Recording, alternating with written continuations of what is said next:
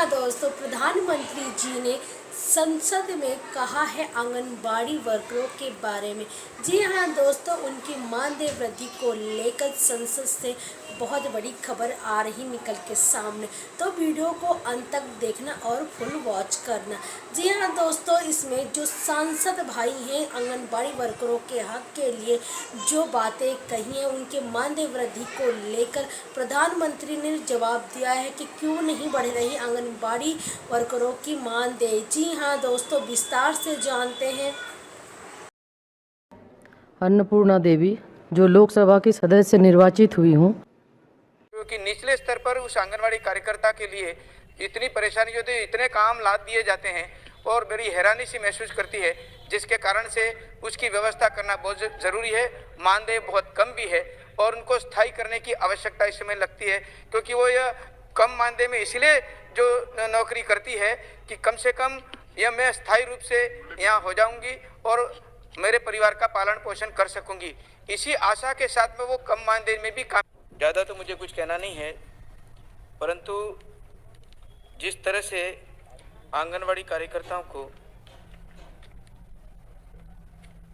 इसमें उनकी दशाओं के सुधार के लिए जो कदम उठाए जाने हैं, इसके बारे में मैं कुछ बातें कहना चाहूँगा कि आंगनवाड़ी कार्यकर्ताओं को रोजगार के निमित्त रूप से उनका मानदेय से बदलकर वेतन करना ये निश्चित रूप से बहुत ही आवश्यक है। इन्हें स्थायी करना चाहिए। भुगतान समय पर नहीं होता है, सेवा का कार्य ज़्यादा है, मानदेय कम है, उन्हें स्थायी कर मानदेय बढ़ाने की आवश्यकता इसमें लगती है। क्योंकि आंगनवाड़ी कार्यकर्ता जहाँ पर जिस तरह की स्थिति में दूर दराज क्षेत्र में हमारा आदिवासी क्षेत्र है और वहाँ पर यहाँ पर आंगनवाड़ी केंद्र जो जर्जर अवस्था में है और इसके लिए नए भवन की राशि दे करके इसको बनाना चाहिए और समय पर भी उसका भुगतान होना चाहिए, जिसे समयबद्ध प्रक्रिया के लिए प्रतिबद्ध करना चाहिए। धात्री माताओं एवं आंगनवाड़ी केंद्र गर्भवती माता, बच्चे और उनके वजन और पोषाहार की व्यवस्था सुचारू रूप नहीं हो रही है, उसे व्यवस्थित करना चाहिए। पोषाहार व्यवस्था सुचारू रूप के करने के लिए जिस प्रकार की परेशानियां उस क्षेत्र में आती हैं, पूरे देश में हैं, क्योंकि निचले स्तर पर उस आंगनवाड़ी कार्यकर्ता के लिए इतनी परेशानी होती है, इतने काम लाद दिए जाते हैं और बड़ी हैरानी सी महसूस करती है, जिसके कारण से उसकी व्यवस्था करना बहुत ज़रूरी है।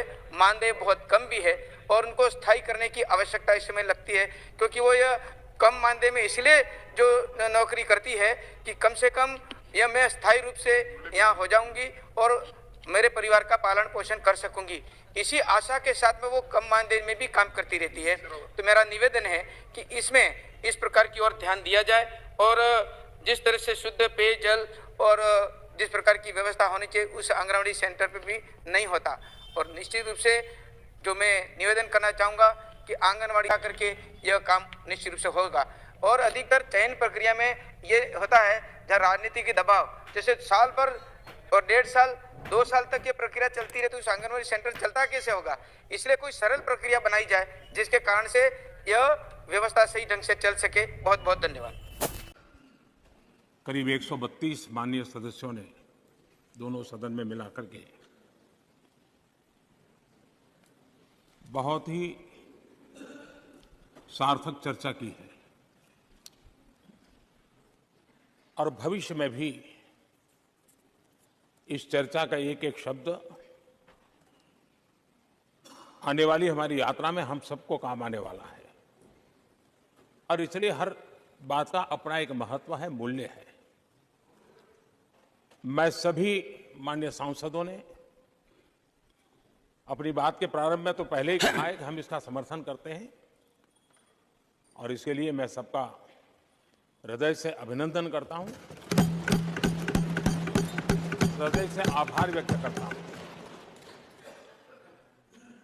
ये जो स्पिरिट पैदा हुआ है, ये स्पिरिट देश के जन जन में एक नया आत्मविश्वास पैदा करेगा और हम सभी माननीय सांसदों ने और सभी राजनीतिक दलों ने एक बहुत बड़ी अहम भूमिका निभाई है। नारी शक्ति को एक विशेष सम्मान सिर्फ विधेयक पारित होने से मिल रहा है ऐसा नहीं है। इस विधेयक के प्रति देश के सभी राजनीतिक दलों की सकारात्मक सोच होना, ये हमारे देश की नारी शक्ति को एक नई ऊर्जा देने वाली है। एक नए विश्वास के साथ राष्ट्र निर्माण में योगदान देने में नेतृत्व के साथ आगे आएगी। ये अपने आप में भी हमारे उज्जवल भविष्य की गारंटी बनने वाली है। आदरणीय सभापति जी, मैं इस सदन का समय ज्यादा लेता नहीं हूं। मैं सिर्फ जो भावना आपने व्यक्त की है उसके लिए आभार व्यक्त करता हूं। चर्चा भी उत्तम करने का प्रयास हुआ है। वीडियो अच्छा लगा तो लाइक करना, चैनल को सब्सक्राइब करना। मिलते हैं नई वीडियो के साथ, नई जानकारी के साथ। तब तक के लिए नमस्कार दोस्तों, बाय बाय।